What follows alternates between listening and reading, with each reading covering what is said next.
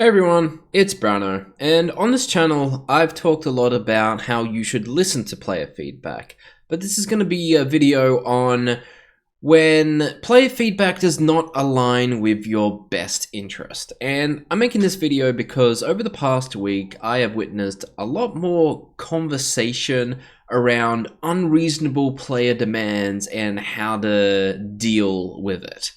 You know, you've got players who are calling single player games dead. You've got players who buy a single purchase product and are expecting an endless amount of updates.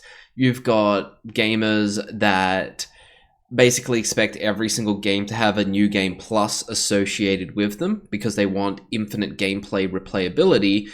And then you've got stuff like this review that I was made aware of with Fly Night, where it's a $6 game, and they got 4 hours out of this game, and they think that they didn't get money per, like, they really feel like this game was worth $3.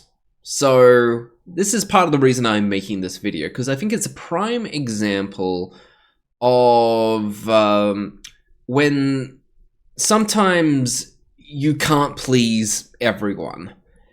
And I think what's really important to remember is that when it comes down to players' feedback, no matter how ridiculous you think it is valid based on their own experiences. Like, you don't have to take it seriously, but you cannot deny that how they feel isn't valid towards the experience they were having. If the person who made the Fly Night review, this guy, was expecting a longer game and he didn't get a longer game, and he's spent $6 on games that gave him significantly more playtime, then he's going to naturally be a little bit more upset. You have to accept it. That according to his perspective and what he's used to, he was expecting more out of your game. And I think it is very important to try and remove your emotions when dealing with a large amount of feedback.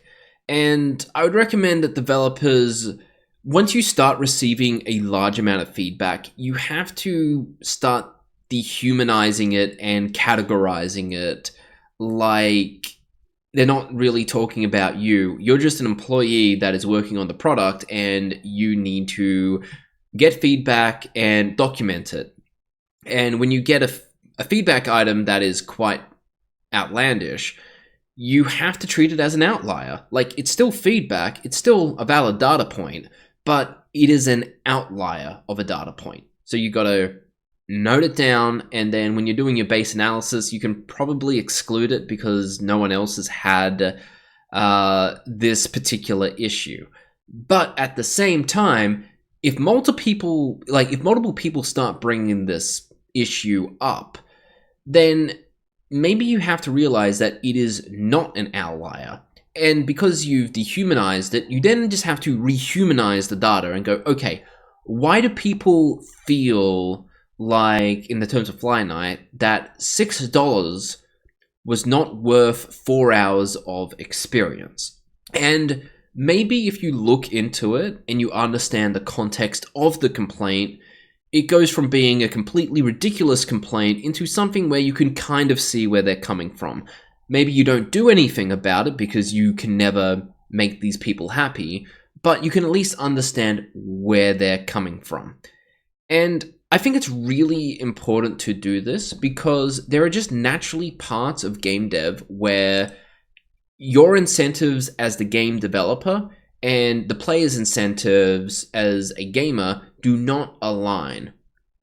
So in this picture, you've got the three main areas of game dev. You've got the product, that's the game, and I've labeled this green because green indicates that this is where you and the gamer have the most alignment. You want the game to be good, and the player wants the game to be good. You benefit directly by making the game good. So when players have feedback on how to make the game better, you better listen to them. This is where you have the most mutual benefit. So yeah, if there is a win-win situation, you should 100% take it. The next one is the development cycle. And with the development cycle, you have to acknowledge that the player doesn't care about what it takes to make a game. Almost no one does. Like, yes, they do understand that there's levels of reasonableness, but the reality is that the player shouldn't care about it. And so it's your job to manage expectations correctly and also make sure that when trying to align yourself and the player with the quality of the product, that this doesn't become impossible. It's your job to manage development. So you don't want players to care about this, and you should accept that the players shouldn't have to care about it. You have to care about this, so make sure that player feedback doesn't bring up development in any way, shape, or form. Like saying we don't have the resources when you're like $1 billion company is shit. Don't do it. Now, we have the business side of things, and this is basically where it is naturally antagonistic to the game aimer. Like, what your interests are as the game dev and what the interests are to the player, they don't naturally align. It's always going to have to be a compromise, and you're never going to come to a consensus on what a video game is worth. So when it comes down to me as an indie dev, I am trying to get attention, so I have to be a bit more on the gamer's side with pricing. But when you're a live service behemoth like League of Legends, you can charge $500 for a skin because there are some gamers who like the idea that they can spend more money in a game than other people in order to stand out. So I think in general, like, as a game dev, I want to get money from gamers. And as a gamer, I just want cheap or even free entertainment. And you just have to accept that there is naturally always going to be friction here.